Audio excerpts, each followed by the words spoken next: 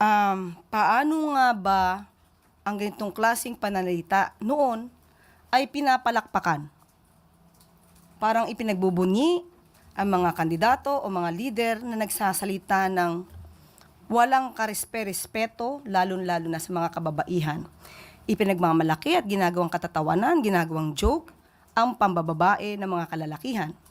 Ginagawa ring issue at katatawanan ang mga rape na sitwasyon. Hindi na po ito dapat. Hindi po dapat na gawing idolo ang mga ganitong klaseng tao. Hindi po dapat ito pamarisan. Hindi na po dapat ito pinapalakpakan. Kung nagawa ito dati at pinapalakpakan, hindi na po sa panganahon ng administrasyon ni Pangulong Marcos na dapat itong mangyari.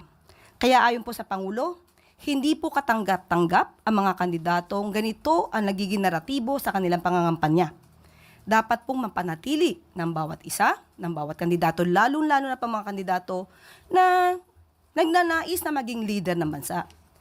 Dapat ipagpatuloy nila ang pag-promote ng respeto, ng integridad, at ng truthfulness o katotohanan sa kanilang mga sinasabi habang sila ay nagbibigay ng kanilang mga pangako sa kanilang mga constituents at sa mga botante. So masaya po ang Pangulo dahil po mabilis din pong umaaksyon ang COMELEC patungkol po dito sa mga walang karespe-respetong pananalita ng ibang mga kandidato.